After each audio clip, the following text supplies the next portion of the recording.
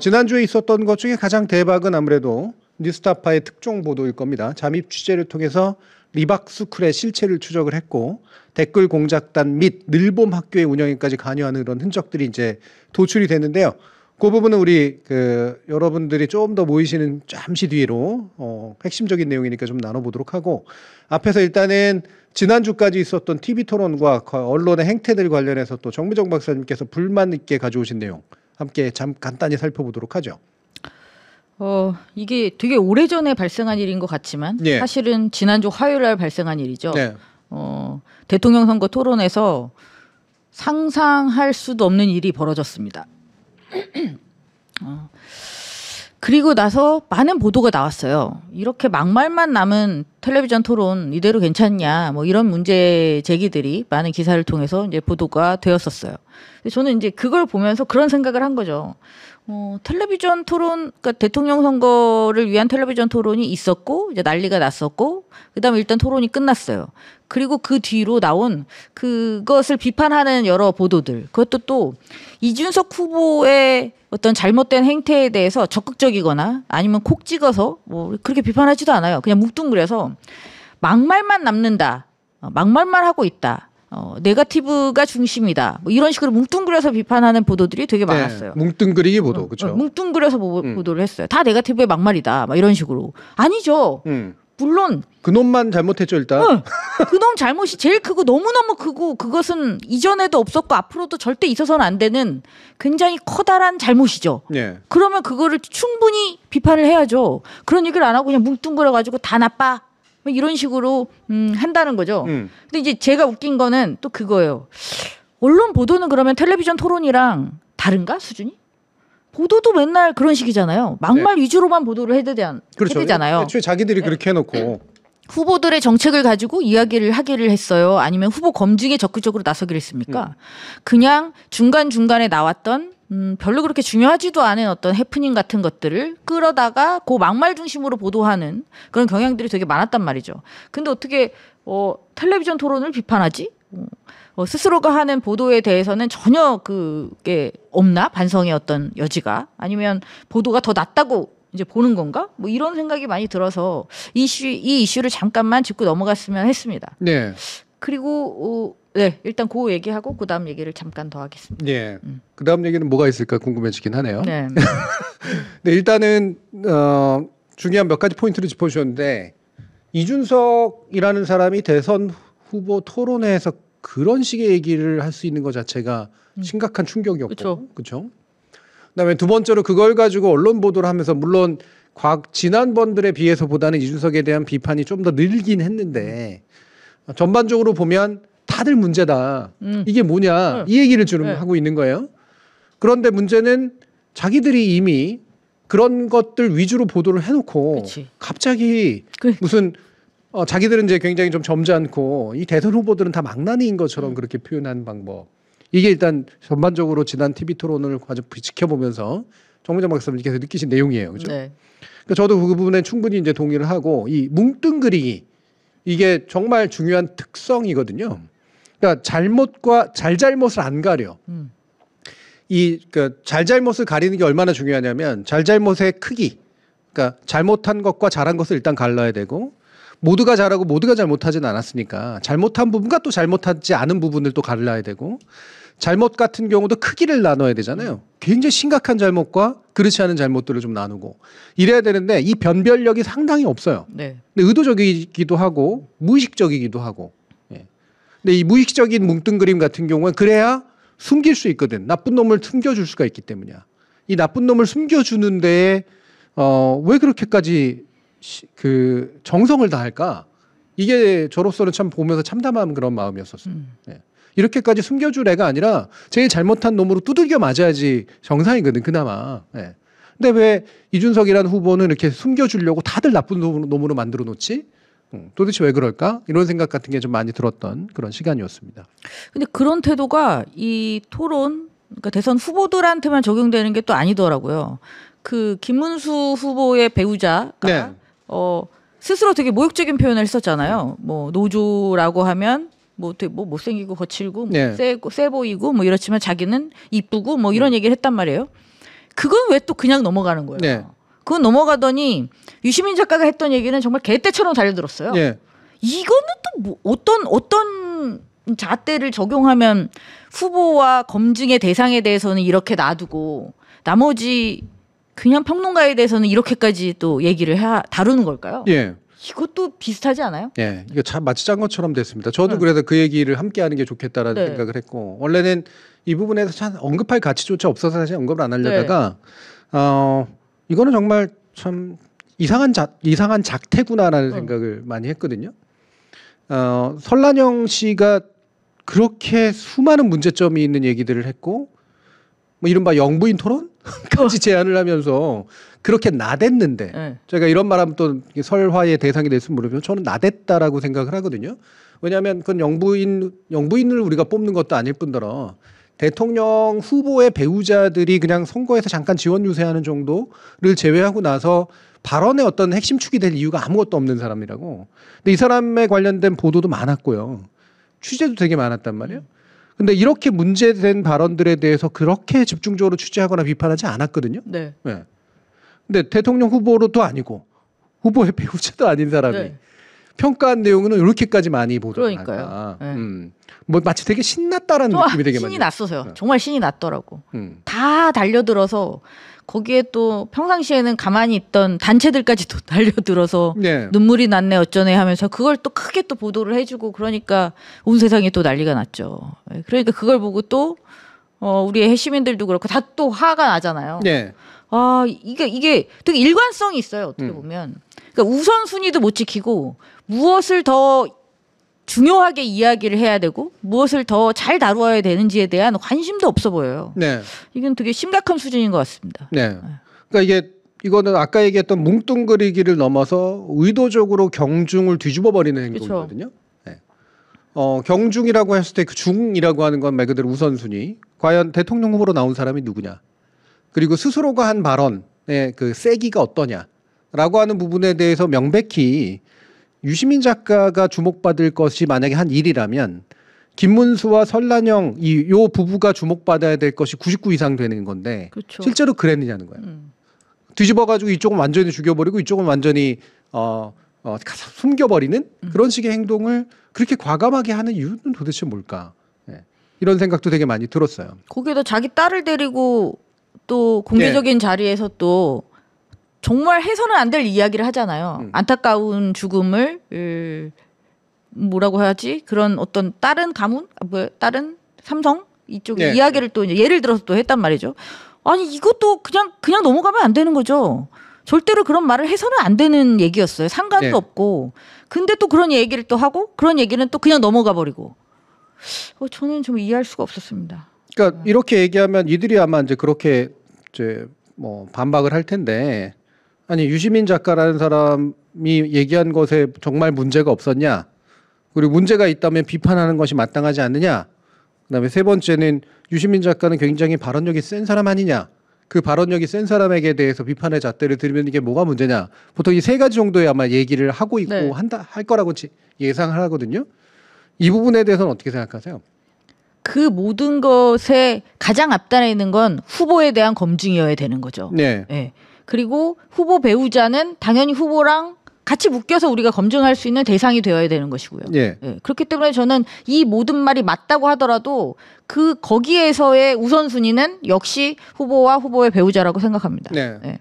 저는 이 이유에 대해서 뒤집어 가지고 이제 비판을 하자면 발언력이 그렇게 세고 영향력이 있다라고 생각한다면 이를테면 후보의 문제하고는 정말 격이 다른 얘기지만 그거는 공식과 비공식을 구별 못하는 사람들이니까 이게 영향력이 작더라도 공식 후보로 나온 사람에 대해서 우리가 관심을 가져야 될 거야. 영향이 높더라도 현재 후보가 아닌 사람에 대해서 관심을 가질 정도는 차이가 있어야 되는데 공식과 비공식을 구별 못하는 소치가 일단 바탕에 깔려 있고요.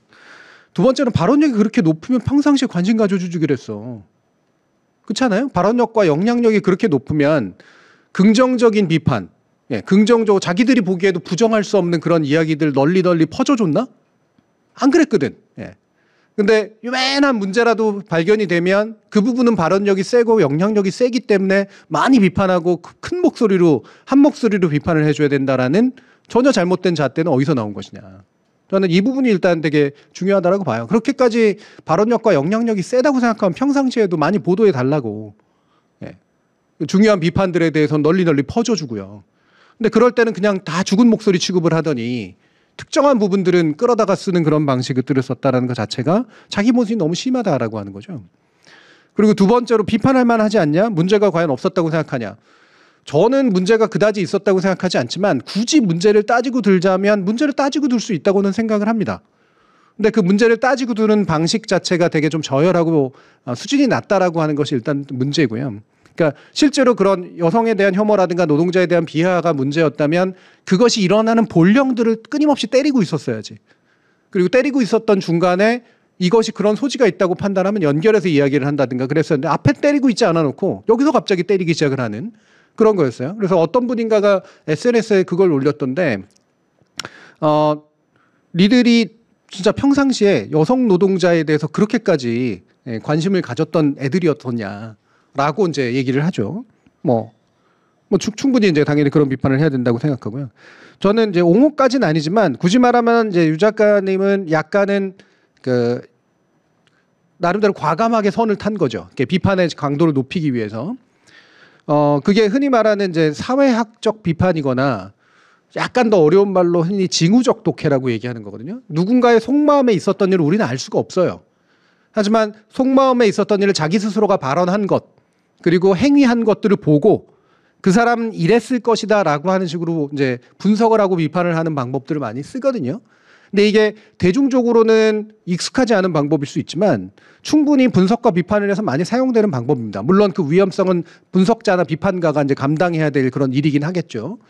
근데 이런 징후를 바라보고 그 징후 안에서 있었던 일들에 대해서 한 것들에 대해서 이렇게까지 본격적으로 문제 삼아가지고 얘기할 거라면 그런 징후적 독해 방법을 쓰는 수많은 비판들에 대해서 다 하나같이 문제 삼아야 되는. 분석과 비판을 하기 위해서 필요한 비평가들에게 필요한 수단이라는 게 있는 건데 그 수단의 근본적인 것들을 가지고 쥐고선 흔들면 비평을 하지 말라는 얘기에 저는 가깝다라고 생각을 해요. 그리고 제가 한 가지 더 추가를 하자면 우리 언론들이 가장 습관적으로 잘하는 어떤 방식이 산술적인 균형을 유지하는 거잖아요. 이쪽 반, 이쪽 반.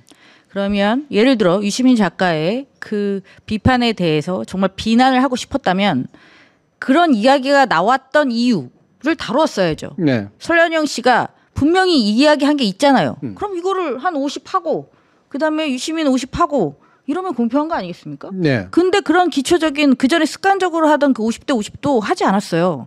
그러니까 밑도 끝도 없이 유시민 작가의 이야기만 하는 거죠.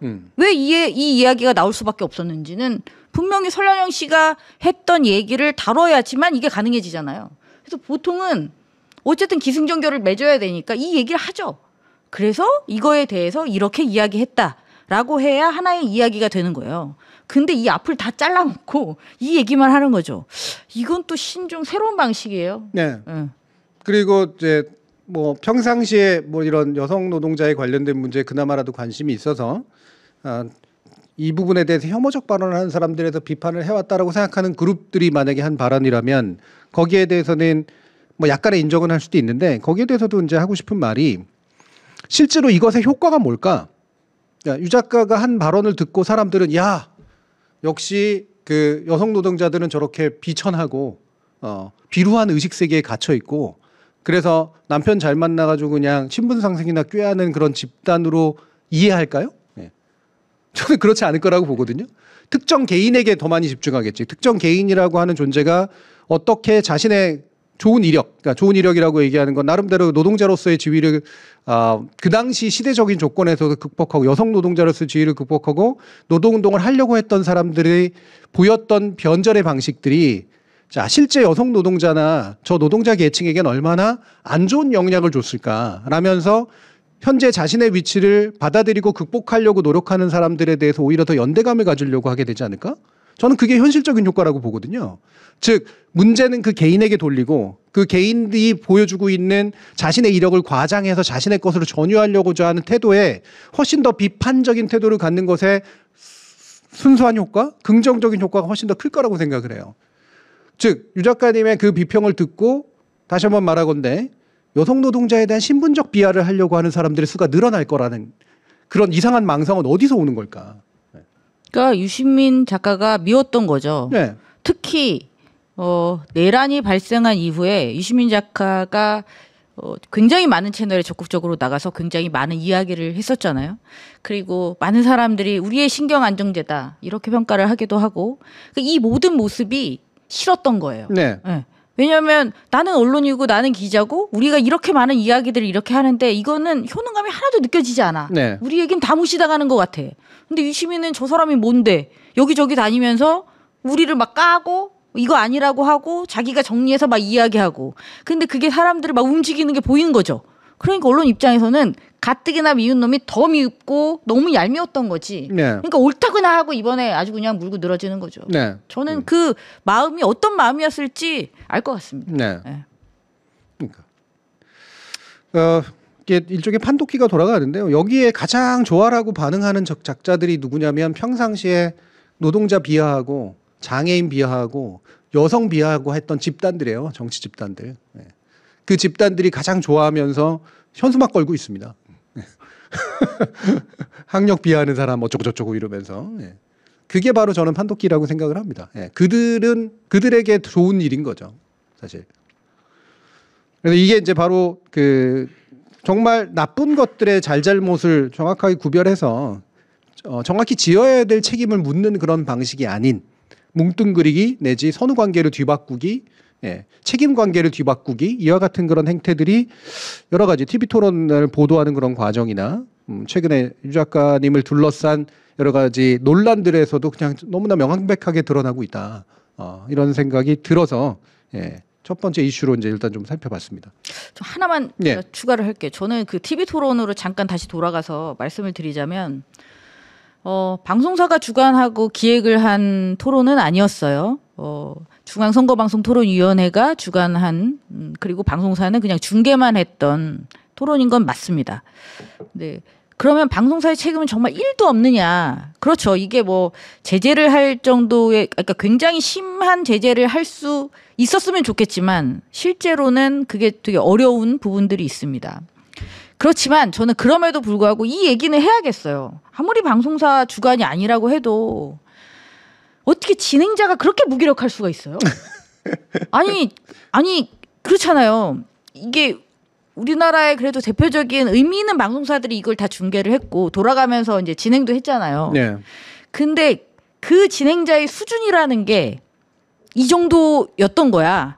근데 내가 더 너무 기대를 했던 걸까요? 어떻게 이 정도 수준, 그거를 한마디도 못하는 수준? 무슨 말을 해도 그러면 그냥 넘어갈 수밖에 없다는 거예요? 그럼 진행자는 왜 있으면? 그러니까 여기서 진행자가 뭐 어디까지 개입을 하느냐 마느냐 가지고도 의견이 되게 많은 걸로 알고 있습니다. 근데 저는 그렇게까지 뭐 가이드라인, 뭐 규정 이런 걸 정하지 않는다고 하더라도 이렇게 특수한 경우에도 한마디도 못한다는 거는 정말 저는 진행자의 자질에 문제가 있다고 생각해요. 그렇다면 이런 것들을 자연스럽게 진행할 수 있는 수준의 진행자를 우리는 가지고 있긴 한가? 그 생각도 들었어요. 네. 되게 허탈하더라고요. 그러니까 이런 것에 관련된 매뉴얼이 없거나 지침이 없었다라고 하더라도 진행자는 이 상황에서는 제지를 했어야 마땅하다. 네. 이게 지금 이제 네. 생각이신 거잖아요. 그러니까 막지는 못했겠지. 이미 나왔으니까. 예. 그러면 말은 해야 되지 않아요? 뭐라고 말이라도? 그걸 다 보고 있었잖아요, 시청자들이. 네. 근데 어떻게 아무 일도 없었던 것처럼 넘어가냐고요. 네. 그래서 시청자들이 그렇게 화가 난 거잖아요. 음. 방심위에 지금 민원이 어마어마하게 들어갔어요. 네. 제가 확인한 게 700건인가였으니까 지금은 뭐 더 많아졌을 거라고 생각하고 있습니다. 뭐 이게 이제 구조적 한계는 제가 지난번에 여러 차례 이제 말씀을 드렸으니까 네. 일단은 이제 선관위와 제도 자체의 문제다라고 이제 말씀을 드리지만 그냥 진행자의 개별의 자질을 가지고 얘기하고 싶진 않아서 그 해당 방송사에 소속된 사람이라서 더더욱 그랬을 거라고 생각을 합니다. 솔직히 말하면. 예. 그러니까 이게 약간의 팀의식 같은 게 있어서 괜히 내가 여기서 나서서 뭔가를 했다가 내가 속한 방송사가 예를 들면 불공정 혐의를 받거나 아니면 여러 가지 방심위 같은 데 끌려다니거나 심지어는 선관위로부터 경고를 받거나 이와 같은 사태를 받고 싶지 않아 하는 마음이 순간적으로 상당히 다들 있었을 거라고 생각이 들어요. 네. 네, 그나마라도 그거에 의해서 크게 소속이 안 돼 있거나 이거 하다가 뭐 잘리더라도 상관없이라고 생각하는 사람이었으면 좀 달랐을 수도 있다고 생각을 합니다. 근데 셋 다 공통점이 그 소속된 사람들이었어요. 예, 아나운서건 기자건 간에. 그래서 그 부분에 있어서는 이 판단을 하기는 아마 굉장히 어려웠을 거라고 생각을 해요. 네. 아니 그래서 저도 이거를 규제의 대상이 되어야만 한다라고까지 생각하진 않아요. 하지만 시청자의 입장에서 볼 때 실망스러운 건 너무나도 명확합니다. 네. 이 정도 수준밖에 안 된다는 거는 정말 실망스럽죠. 그리고 그 정도를 언급조차도 못한다는 것, 그다음에 언급하는데도 이렇게 많은 용기가 필요한 일이라는 것, 저는 많은 부분에 있어서 동의할 수 없습니다. 일단, 네. 뭐 할 수 없죠. 네. 그래서 저는 이 부분이 그 약간은 다른 장면이 연출됐었으면 좋았겠다라는 생각은 솔직히 하거든요. 여러 가지 면에서. 한편으로는 당연히 이준석 후보가 그와 같은 말을 안 했어야 되고, 했다면 문제 삼았어야 되고, 지금 방송국이 이제 나중에 그 발언을 삐처리하는 것까지는 일단 한 거니까 네. 문제 삼았어야 되고, 그 문제 삼은 거 가지고 논란이 일어나면 그때 우리 사회의 질적 수준이 드러날 거라고 생각을 했거든요. 문제 삼은 사람이 누군가로부터는 엄청나게 욕을 먹을 테고 누군가로부터는 상당히 잘했다라고 칭찬을 받는 상황이 올 거란 말이에요. 그럴 때 과연 선거 토론에서 사회자, 그 규칙을 어긴 또는 규칙이 불명확한 상태에서 후보자가 마음대로 날뛰는 상태를 정말 방치할 수 없는 거냐, 방치하는 게 차라리 맞는 거냐에 대해서 사회적 논의가 시작됐을 거라고 생각이 드는데 지금은 제지를 안 하고 문제 삼아지는 상황이 안 만들어졌기 때문에 다시 또 그냥 수면 아래로 네. 가라앉을 거예요. 저는 이게 이제 우리 사회에서 좀 좋은 그나마라도 논의의 계기를 만드는데 실패한 점이 좀 안타깝습니다. 네. 조금이라도 약간 방송국이나 뭐 이런 데서 그러니까 우려를 표한 소리가 났거나 약간이라도 좀 제지하는 행동들이 나왔었거나 적어도 제대로 제지는 못한다고 하더라도 그거 가지고 정말 선거 토론이 어때야 되는 거지? 정말 제도가 바꿔야 되는 거 아니야? 라는 생각을 하게 만드는 그런 국면이 좀 펼쳐졌으면 지금보다는 그나마라도 좀 나았을 텐데 이런 생각이 좀 들죠. 그래서 저는 그런 논의가 이루어져야 된다고 생각했어요. 네. 지금 이걸 제지 못하는 게 맞아? 어디까지 개입할 수가 있어? 그러면 지금과 같은 이 토론은 괜찮은 거야? 아니면 형식이 이래서 진짜 이 수준이야? 뭐 이런저런 이야기가 나올 줄 알았더니 아까도 말씀드렸죠. 다시 뭉뚱그려서 네거티브의 막말이야? 그렇죠. 너네 너무 한심해라니. 이건 진짜 벌어진 일이 마치 아무 일도 아니었던 것처럼 하는 거잖아요. 그리고 너도 막말했는데 너도 막말했고 너도 막말했어. 너네 다 똑같아. 너네 다 나빠. 너네 수준 낮아. 이거잖아요. 그렇죠. 이게 문제의 본질을 드러내는데 어떤 의미가 있을까요? 하나마나한 얘기죠, 이거는. 그렇습니다. 네. 그래서 이제 지난 TV 토론 가지고 뭐 많은 이야기들이 있었지만 결과적으로 우리 사회에 남긴 것은 뭐지? 예. 그러니까 이준석이라는 후보가 저는 자기 박스 안에 갇혀버린 결정적인 계기였다라는 생각은 들고 대신 박스는 쉽게 사라지지 않을 것이다. 혐오라고 하는 건 쉽게 사라지지 않기 때문에 그게 이제 또 한 가지 되게 안 좋은 면이기도 한데 그거 외에 사실은 또 남겼어야 되는 건 과연 공론의 장에서 저렇게 발언하는 자를 공식 후보자라는 이름으로 방치해야 되는가? 거기엔 아무런 개입의 가능성은 없는 것인가? 이 부분에 대한 논의가 후속돼야 되는데 그게 후속되지 못한 점. 이 부분에 있어서 아쉬움을 또 표현합니다. 자, 그럼 두 번째 주제. 리박스쿨 관련된 겁니다. 예. 야, 이름이 정말 대단히 정말 잘 지었다고 저는 생각해요. 이게 뭔지 모를 때도 예. 확실히 그 느낌이 있어. 예, 색깔을 잘 드러냈죠. 예. 정말 뭔지 몰랐을 때도 후졌어. 어떻게 이렇게 이름을 잘 지었어. 이게 이승만 박정희 해가지고 리박인 거잖아요. 예. 예. 야. 그러니까 이것도 영어도 좋아해. 리박스쿨까지 이제 붙이고. 예. 그런데 이 이름만 딱 들어도 원래대로 치면은 이제 우리 관료제의 방식으로 치면 살짝 섬찟하거나 뭐 이렇게 뭔가 모종의 안 좋은 느낌 있잖아요. 야, 이거는 뭔가 이게 들이면 위험한데 이런 생각이 들었어야 마땅한 이름이거든. 그러니까 내용을 사실 구체적으로 잘 모르는 경우도 되게 많지만 사실 우리나라 관료제에서 그거 하나하나 세세하게 안 챙기고 넘겼을 리는 없고요. 이들이 늘봄학교까지 진출할 수 있고 국가보조금까지 받을 수 있었던 데에는 이건 큰 손이 작동한 결과다라고 생각할 수밖에 없어. 관료들의 입장에서는 일단 이름에서 걸리거든. 예. 되게 불길한 이름 있잖아요. 나중에 크게 문제가 될 수 있는. 예. 그렇지. 근데 이게 그냥 들어갔다? 이거는 대충 나 뭔지 잘 모르고 그냥 그렇게 한 거야라는 말로 변명할 수 없이 큰 손이 작동한 거다. 이렇게 생각할 수밖에 없는 네. 거죠. 그게 합리적인 의심이라고 생각해요. 예. 네. 모를 수가 없죠. 네. 그러니까 뭐 왜 위촉장 줬다가 뭐 줬던 거 이제 해체하고 뭐 보통 해촉하고 뭐 이랬던데 급하게 이런 일들이 벌어졌던데 보통 저쪽에서 이제 쓰는 그런 식의 것들이 뭐냐면 이거는 조정훈도 그런 얘기를 하잖아요. 그러니까 그 수많은 시민단체나 이런 거 내용 잘 모르고 자기는 그냥 기회나 제공하려고 했던 것이지 그 내용에 대해서 알아보고 동의해서 한 게 아니다. 이런 식의 얘기들 많이 한단 말이에요. 근데 쎄한 느낌이 흔히 왔었어야 되거든요. 만약에 정말 그랬다면. 네. 당연히 느낌이 올 것 같은데. 네. 자, 그래서 이 관련된 내용 뉴스타파 보도를 통해서 이제 드러났잖아요. 뉴스타파 보도 가운데 주목했던 보도에 대해서 먼저 좀 얘기해 주시죠. 이거는 진짜 정말 충격적이었어요. 이게 네, 일단 이제 뉴스타파의 보도를 말씀드리면 이게 뉴스타파가 보도한 것 자체가 며칠 안 됐잖아요. 그렇죠. 근데 지금 일파만파 워낙 충격적이다 보니까 많은 분들이 다 이렇게 좀 아시게 된 것 같습니다. 그나마 이거는 그래도 받았습니다. 네. 이거는 경찰도 움직이고 있고요. 이거는 다들 좋아해요. 네. 이게 언론이 참 좋아하는 이슈이기도 한 측면도 좀 있는 것 같아요. 네. 지금 그냥 받아쓰는 정도가 아니라, 네, 이건 될 것 같아요, 이 사건은. 네, 이거는 추가 느낌이... 취재를 하려고 하는 모양이 좀 생기고 있어요. 네. 그래서 확실히 이런 표현을 써도 되나? 느낌이 좋아요. 아주 부적절하네요, 그렇죠? 내용은 지저분한데 그 느낌은 있어. 이 사건은 클 거예요. 어마어마하게 커질 것 같습니다. 이거는 지금 언론사들이 다 묻는 것 같아요. 그건 또 왜 그럴까요? 이건 왜 또 이렇게 좋아할까? 그 부분은 진짜 이게 다른 거하고 비교해 봤을 때 또 반드시 안 그럴 수도 있는 건데 자기네들이 뚫고 들어갈, 그러니까 취재를 통해서 뚫고 들어갈 구멍이 일단 여지가 많다. 생각하고 있는 것 같아요. 그건 확실히 각자 줄대고 있는 것들이 있어.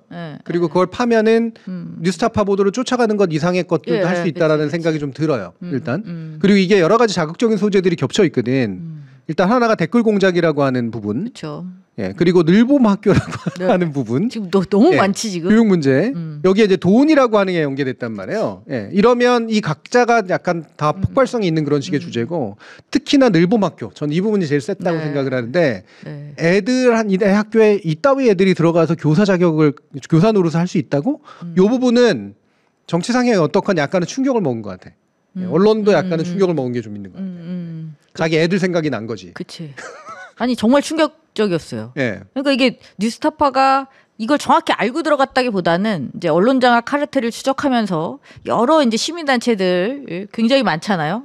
그런 단체들을 사회관계막 분석을 통해서 이제 분석하면서 이제 의심되는 하나의 단체를 이제 찍은 거죠. 그러면서 인턴 기자를 잠입을 시킵니다. 그렇죠. 이 부분이 굉장히 중요한 포인트죠. 정말 오랜만에 이런 느낌을 그렇죠. 정통 탐사 보도를 하고 그러니까 있는. 이게 언제 쪽에 우리가 들었었지? 기자가 잠입해서 취재하는 거 잠입 취재 이 얘기는 한 최근 10년 동안 들어본 적도 없는 것 같아요. 그나마 N번방 때가 잠입이었죠. 그 잠입은 잠입이었죠. 근데 그것도 이렇게 약간은 위장한 방식은 아니었었으니까. 이 정도의 잠입은 아니었죠. 위험은 그게 더 위험한 거긴 했지만. 그렇긴 했었습니다만. 그래서 일단 저는 그 부분이 굉장히 나름 놀라운 지점이었어요. 기자가 취재를 목적으로 해서 잠입했다. 그리고 근데 이제 그들이 너무 친절했다? 말을 많이 했다. 그래서 굉장히 많은 것을 이제 얻을 수 있었던 거죠. 자, 일단 잠입을 했습니다. 일단 언론 윤리적인 관점에서 보면 잠입 형식들은 많은데 여러분들이 흔히 아시는 거는 그냥 카메라 들고 들어가가지고 몰래 카메라로 찍는 걸 잠입이라고 생각을 하시는데 잠입의 원래 제대로 된 의미는 신분을 위장하는 단계까지 가는 거예요. 그래서 이거는 법적인 문제를 불러일으킬 수 있습니다. 이를테면 노동계약이나 이런 것들을 다른 신분을 써서 갖거나 이제 이럴 수가 있는 거기 때문에 또 고지 의무나 이런 것들을 위배할 수도 있는 거고 법적인 문제가 있더라도 이것이 가지는 공익적 가치가 엄청 크면 이 법적인 문제는 우선순위가 밀리고 이 보도의 가치가 커지는 그런 현상이 나타나죠. 그래서 탐사 보도가 늘 조심해야 되는 게 선정주의로 이런 식으로 잠입 취재를 했다가는 법적으로도 때려맞고 윤리적으로도 때려맞을 수가 있는데 이거는 공익적 가치가 워낙 크기 때문에 이런 신분위장의 문제는 훨씬 줄어들게 되는 아주 전형적으로 교과서적인 그런 것이라고 일단 말할 수가 있죠. 그래서 한 가지를 또 추가해서 말씀드리면 잠입 취재임에도 불구하고 그 누구도 취재 윤리를 말하고 있지 않다 지금. 네, 그러니까 다른 사안은 사실 그렇게 해서 물타기 걸거든요. 하죠. 네, 보통. 물타기 하는 거거든요. 이거 독주 취재 독과니 윤리 뭐 어쩌고저쩌고 그러면서. 네. 근데 이거는 한 번도 한 마디도 안 나왔어. 네. 물론 뭐 제가 못 찾은 어디서 뭐가 있을 수 있을지는 모르겠습니다만 지금 그게 이슈가 될 것 같지는 않습니다. 잠입 취재 방식에 대해서 문제 삼을 것 같지는 않다. 그리고 잠입 취재의 결과 밝혀낸 사실이 정말 어마어마합니다. 네. 그 어린 청소년들을 대상으로 이제 첫 번째 역사 교육을 했다는 거. 그것도 완전한 왜곡 교육을 했다는 거. 네, 그게 첫 번째 굉장히 충격적이었던 거죠. 여기 자료화면 같이 띄우면서 보면 좋을 것 같아요. 리박스쿨. 댓글 여론 조작뿐만이 아니라 그렇죠. 그게 사실 이게 되게 충격적이었어요. 네. 근데 애들을 모아다가 직접 강의한 것도 기가 막힌데 진짜 충격인 건 사실 댓글 조작도 아니야. 네. 늘봄학교였죠. 늘봄학교가 가장 폭발력이 있는 거죠. 네. 왜냐면 이게 교육부가 핵심적인 사업으로 그다음에 윤석열의 공약이기도 했고. 네. 그렇죠? 그리고 이걸 전방위적으로 확대할 계획까지 지금 다 마련이 돼 있는 일종의 그 공교육의 어떤 그 시스템 의 방과 후 뭐 네. 이것이 확장된 개념이라고 보면 되는 거죠. 그렇죠. 그래서 본격적인 수업 시간을 제외한 그 앞에 아침 일찍 시간과 그다음 그 이후에 저녁 8시 전까지의 시간에 운영되는 게 이제 늘봄 학교인데요. 그 늘봄 학교에 리박스쿨에서 사람을 보냈다는 거죠. 강사를. 네. 파견을 했다는 게 굉장히 핵심적이고 중요한 문제이기도 합니다. 네. 네. 그리고 이제 한 가지 사실 이게 출발점은 됐었을 거예요. 자유 손가락 군대 자손군이라고 하는 댓글 부대를 운영을 했던 거예요. 네. 그러니까 이름도 정말 나는 정말 자손군이 걸적이야. 네. 자자손손 그 자손인 줄 알았어요. 저는 사실 이름 지어놓고 자식이들 되게 신났을 거라고 생각해요. 그 생각도 하면서. 자자손손 대대손손. 네, 그러니까 우리의 의식을 퍼뜨려야 돼 이 생각했을 거라고. 그래서 자손일 거예요. 나는 정말 저거 나 그리고 저는 정말 이거 처음 볼 때 자손군 애들을 쓴 거야? 이 생각을 했어. 정말로 진짜. 근데 이제 그게 이제 다 다른 거죠. 이제 취업시켜 준다고 뻥쳐서 성인들을 모아서 이제 자손군으로 돌리면서 늘봄학교 강의도 갈 수 있는 방향으로 이렇게 했던 거고, 아이들은 대상으로 늘봄학교의 그런 강사들이 그 아이들 대상으로 강의를 했었던 것이고, 실제로 리박스쿨에서 직접 강의를 한 사례도 이제 포착이 된 거죠. 너무 충격적이죠. 네. 그러니까 이게 그 이른바 뉴 라이트들이 어떤 식으로 이제 국가를 잠식하는가를 보여주는 아주 전형적인 사례인데요. 일단은 이제 역사 부정론에서 시작을 해요. 대한민국 역사 지킴이라고 얘기를 하지만 결국 이승만에게 기대는 역사를 왜곡한 내용들을 중심으로 시작을 해서 이게 이제 두 가지로 뻗치는 거죠. 하나는 정치 참여, 댓글 공작이라고 하는 것과 또 한 가지가 좀 더 장기적으로 일종의 진지로 침투하는. 근데 여기를 침투를 하려면 그냥 스며드는 게 아니라 자신들이 정권을 잡았을 때 교육부, 그다음에 기타 이제 뭐 여러 가지 연관되어 있는 이제 공적 재단들이나 이런 데서 나오는 돈들을 빼먹는 거야. 사실은 이 늘봄학교 취업 파견에서는 문제가 아이들의 의식 세계를 침투하는 것도 문제지만 이들에게 일자리를 제공하는 게 문제거든. 그러니까 자기네 부대가 먹고 살 수 있게 만들어주는 방식으로 국가를 잠식하는 거예요. 이 방식을 저쪽 이명박 이후로 굉장히 자주 쓰는 그런 방식인데 이번에 윤석열 때 정확하게 재현이 된 겁니다. 네. 굉장히 심각한 그 연쇄고리를 가지고 있는 거죠. 그러니까 예전에 시발단 그리고 사실은 이제 여러 가지 주로는 이제 동사무소라든가 이런 정훈 교육 시키는 데에다가 이제 자기 이념 강사들을 파견하는 방식으로 보통 자신의 인맥들을 관리하는데 이제 애들 학교까지도 이제 들어가게 했고 요거를 겉보기에 치장하느라고 늘봄학교로 이제 정책 치장을 한 거잖아요. 물론 정책 자체가 그 자체가 좀 잘못된 정책은 아니고 필요한 정책이라고 생각하지만 그 정책을 쓱 하고 가져와서 자신들이 이용해 먹을 수 있게 이제 재편한 이 형태라는 거죠. 이주호 장관도 책임을 좀 면할 수 없다라고 생각합니다. 그럼요. 그럼요. 그리고 이게 늘봄학교가 이번에 이 사태가 터지기 전에 시점을 이렇게 그어가지고 검색을 해보시면 아시겠지만 많은 학부모들의 환영을 받은 정책이었어요. 그렇죠. 네. 왜냐하면 그 전에 방과 후 수업 가지고는 이게 커버가 다 안 됐었거든요. 네. 근데 이 늘봄학교는 100% 다 할 수 있다라는 계획을 가지고 굉장히 빠른 속도로 진행을 했었습니다. 그리고 이게 정규 수업은 아니지만 제가 또 위험하다고 생각하는 건 정규 수업은 아니지만 정규 수업 앞 뒤에 붙여서 학생을 위해서 만들어진 시스템으로 일종의 그러니까 교육부가 밀고 있는 교육부가 전략적으로 기획해서 실행하고 있는 교육 프로그램이라는 거예요. 네. 그러니까 공교육의 영역에 있다는 거죠. 공교육의 연장인 시스템 거죠. 내부에 있는 거죠. 여기에 침투를 한 거예요. 네. 그것도 민간 그 자격증을 줄 수 있는 권한을 주면서까지 네. 이것을 한 것이고 그 단체가 진짜 그 자격증을 계속 주면서 강사들을 수백 명을 이미 보냈다는 거죠. 네. 일로. 이건 정말 심각한 문제죠. 네. 이건 무조건 전수조사를 해야 됩니다. 그래서 뉴스타파가 보도한 영상 가운데 일부를 제가 이제 자료로 가져왔는데 이것도 띄워서 보시면 이게 수업 내용이에요. 실제 했던 발언입니다. 얘들아 1945년 8월 15일은 광복절에서 기쁘지만 48년 8월 15일은 대한민국 생일이고 건국절로 우리가 기념해야 된다라는 식의 얘기를 아이들한테 하는 거야. 엄청난 의식화 교육이죠. 그러니까 되게 잘못된 네. 방식에. 이거는 정규 교과 과정하고도 직접적으로 충돌하는 그런 방식이잖아요. 이게 단순히 이념성인 문제뿐만 아니라 허위성의 문제도 굉장히 큰 건데 이거를 애들한테 가르치도록 한 거예요. 그리고 이 결과를 보면 이런 식의 것들을 시킵니다. 역사 합창단 공연 영상이에요, 이게. 이걸 보면 저는 학부모님들이 아마 정말 끔찍하다는 느낌이 드실 거예요. 내 애가 저기서 저 노래를 배우고 저런 식으로 가가지고 무슨 북한도 아니고 노래패 같은 데 들어가가지고 저런 식으로 노래한다? 거기서 노래 부르는 게 한각기적 박정희 부국대통령 경제개발 이런 노래를 부르고 있다? 춤추면서 정말 기겁을 할 겁니다. 기겁을. 민주주의 교육조차도 학교에서 시키는데 그 부모들이 막 되게 경기를 일으키는데 저런 교육을 시켜놓고 애들을 노래를 시키는 방식으로까지 가고 있다는 거. 이게 되게 충격적인 그런 장면이에요. 너무 충격적이에요. 그래서 사실 댓글 조작은 눈에 들어오지도 않아요. 네. 늘 하는 것 같이 느껴지잖아. 그렇죠? 자선군? 예. 아씨. 이 댓글은 물론 이런 거죠. 이게 되게 웃긴 정말 내용인데 미치겠네. 우리 이준석하고 이재명 다 까야 돼. 이러면서 이제 그 대표가 예, 저 사람이 기자한테 인턴 기자한테 막 얘기해 주면서 지시 다 내리고 이런 과정들 나오잖아요. 네. 이거 그냥 생으로 다 잡혀버렸어.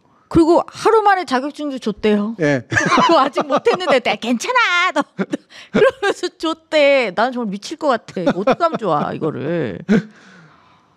댓글 조작도 상당히 심각한 문제지만 아니 너무 심각한데 지금 애들을 건드렸다 그러니까 이거는 눈에 들어오지도 않아요, 솔직히. 네. 댓글 조작은 되게 심각한 문제죠, 진짜. 근데 이게 이제 댓글 조작 자체도 이제 문제고 당연히 애들 이제 그 늘봄학교도 문제인데 이거를 먹이 사슬로 연결하고 있다는 부분, 이 부분이 중요한 거죠. 네. 자기네들이 이제 아무 임의단체나 만들어서 거기서 아무런 근거도 없는 몰 역사적인 인식을 국가의 자원을 딱 끌어다가 자기 일종의 자격증 제도 같은 거 만들어서 사적 인증 제도를 국가가 인증하게 만들어서 돈을 빼먹는 방식이잖아요. 네. 그러니까 이게 장기적으로 이후 세대들에게 되게 이념적으로 안 좋은 영향을 미치는 것도 문제지만 중요한 건 얘네들이 먹고 사는 그 생태계를 만들어 놓은 거. 이 안에 이 틀 안으로 들어가면 실제로 이들의 군대가 되는 거거든요. 먹고 사는 거에 의존하기 시작하면 이렇게 됩니다. 그리고 이거 뺏어가잖아요. 그러면 내 밥그릇 뺏겼다고 분노해. 네, 그래서 되게 이런 민주주의에 반대하는 세력으로 완전히 이념적으로 그냥 고착되는 그런 현상들이 나타나거든요. 이게 정당한 자기 직업을 뺏은 것처럼 그렇게 느끼게 만드는 거지. 그러니까 여기서 만약에 박탈된 세력들은 상당한 불만 세력으로 이제 아마 상존하게 될 겁니다. 내가 잘못했고 얘네들에 의해서 어딘가 휘말려 들어갔어 이런 생각을 하는 게 아니라 저거를 내 밥그릇을 저놈들이 뺏어간 거야. 이렇게 생각을 하게 만드는 거죠. 이게 2024년에 늘봄학교 예산이 1조 5,500억 원. 네. 25년 1조 8,500억 원. 이렇게 책정이 됐어요. 이 돈이 자선군한테 가는 거예요. 네. 결론은. 그렇죠. 그 얘기예요, 지금. 그리고 돈을 주면서 우리 애들을 저렇게 가르치라고 한 거예요, 지금. 네. 국가가. 그러니까 이게 저쪽 그 국민의힘 계열의 대통령들이나 시장들이 집권할 때 늘 하는 게 그 전에 민주당계나 진보 계열의 시장이나 대통령이 했을 때 시민사회 확장 그래가지고 시민의 자발적인 참여들을 하는데 뭔가 지원금도 주고 민주주의 교육하거나 민주주의 어떤 분위기를 넓히는데 주는 것들을 들어오자마자 바로 그냥 잘라버리잖아요. 그리고 그거를 이념의 잣대를 씌워버려. 저게 정치 교육을 했다는 둥.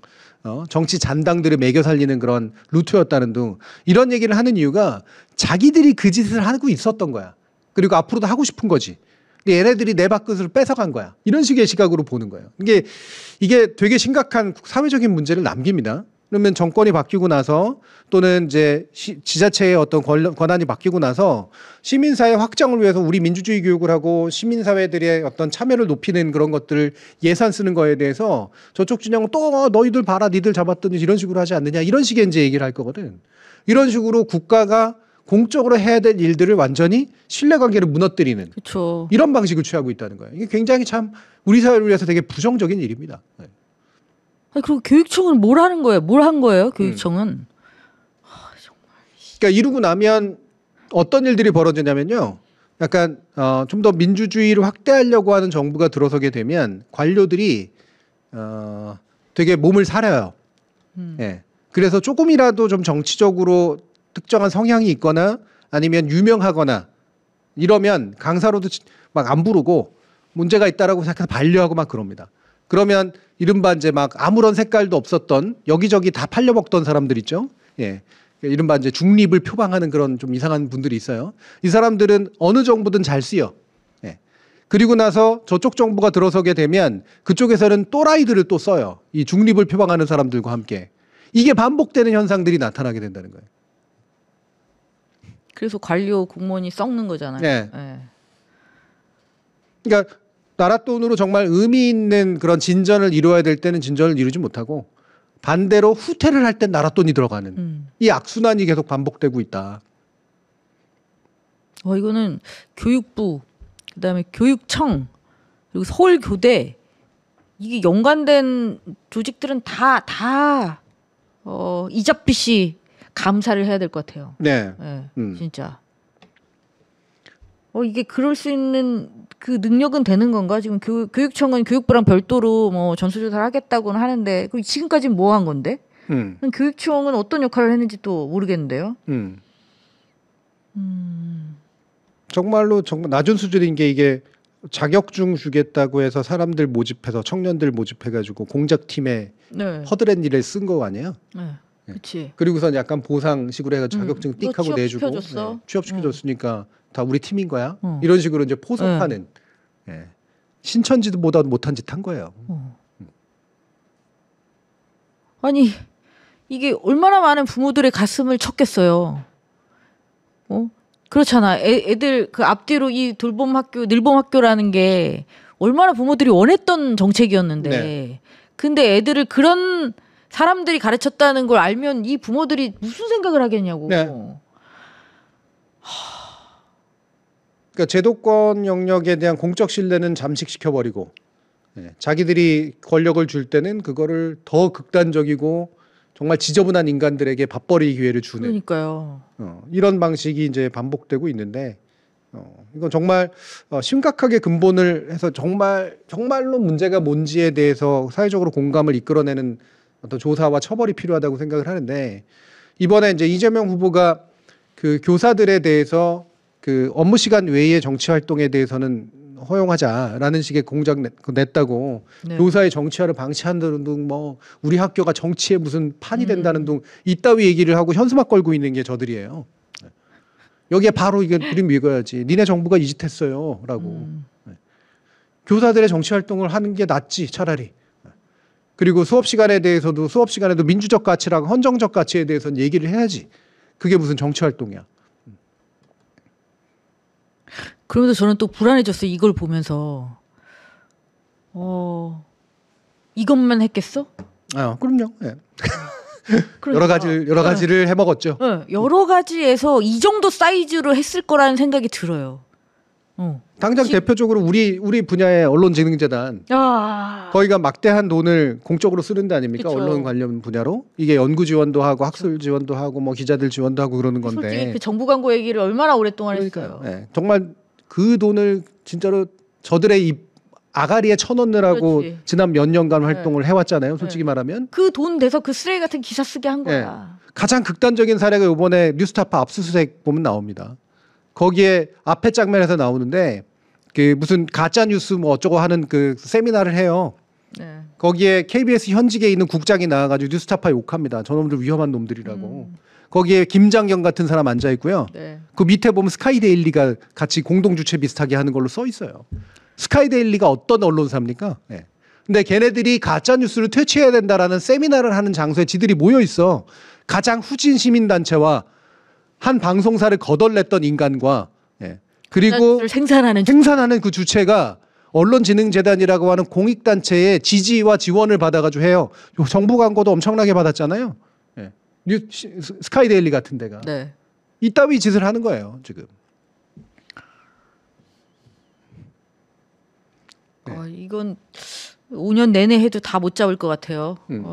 정말. 이게 우리 분야니까 그냥 우리는 아니까 이제 이런 식으로 보이는 거지만 얼마나 많은 분야에서 그러니까. 이거 니들을 했겠습니까? 이렇게 전방위적으로 다 했을 거 아니에요.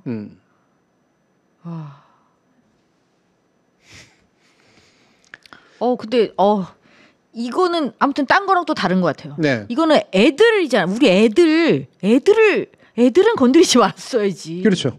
어떻게 이럴 수가 있어. 이건 정말 저는 이 충격이 너무 오래 가더라고. 정말 멍했어요. 네. 그러면 댓글 조작 그건이라고 생각을 했지. 네. 댓글은 사실 별로 관심도 안 생기더라고 이제. 정말 늘봄학교가 진짜 가장 충격적이었어. 만약에 저희 애가 늘봄에서 이승만 찬양하는 노래 부르고 왔다면 전 진짜 눈이 뒤집힐 것 난 같아요. 죽일 것 같아. 네. 정말 죽일 것 같아. 가서 다 죽여버릴 거야. 네. 오. 그거를 관리하는 사람이 아무런 생각도 안 하고 있었다? 그쪽 정부 돈 쓰는 데가 어떤 데들인데? 그럼요. 요만큼이라도 나중에 문제 안 생기게 하려고 쓸데없는 간섭 엄청나게 많이 하는 데들인데 이렇게 버젓하게 이와 같은 행동들을 했다고? 제가 잘리긴 했습니다만 제가 나름 EBS 이사 아니었겠습니까? 거기에서 돈의 상당 부분이 교육부에서 나와요. 네. 저희랑 얼마나 치사하고 더럽게 그런지 아십니까? 네. 그 돈 몇 푼 하겠다고 교육부 상전으로 모시고 저희 직원들이 얼마나 개고생을 하고 있는데 이걸 몰랐다고요? 말도 안 되는 소리입니다. 그건 정말 거짓말이에요. 몰랐을 수가 없습니다. 거기 그 교육부의 네. 이건 진짜 이건 다 잡아내야 돼요. 윗선에서 강압하지 않으면 또는 상관없다 괜찮다 밀어붙여 이렇게 하지 않으면 밑에 선에서는 절대로 그냥 받아들일 수가 없는 일이에요. 이건 절대로 몰랐을 리가 없어요. 돈이 이렇게 가는데 우리는 몇 푼 받지도 못했어요. 네. 우리래. 전 잘렸으니까 그 EBS는 몇 푼 받지도 못하는데도 얼마나 못 살게 굴었는데 이 돈이 1조 5천억 올해는 1조 8천억인데 이거를 몰랐다고? 아이 참. 다 거짓말입니다. 다 거짓말입니다. 다 잡아야 됩니다. 다 잡아 가둬야 됩니다. 그래서 오죽하면은 이거 뉴스타파가 보도하자마자 야 이거 특검거리 또 하나 나왔다 이런 얘기를 하겠어요. 이거는 저는 진상조사를 되게 정말 깊이 있게 해야 되는 영역이라고 봅니다. 이건 교육하고 연관된 문제이기 때문에 드루킹 특검 가지고 그 난리치던 사람들 이제 댓글 얘기는 아무도 안 해. 댓글 공작은 어떡하지? 그렇습니다. 네. 그래서 이번에는 그냥 큰 이슈 두 가지를 가지고 이제 얘기를 했는데요. 첫 번째로는 지난 TV 토론에 관련된 이야기, 두 번째로는 이 리박스쿨이라고 하는 정말로 엄청난 사건에 관련된 이야기 나눠봤고요. 자, 이어지는 2부에서 시사편집회의를 통해서 또 그동안 대선 시기에 언론 보도 가운데 좀 묻혀버렸거나 우리가 주목하지 못했던 그런 내용들에 관련된 이야기도 나눠보도록 하겠습니다. 잠시 후에 2부에서 만나죠.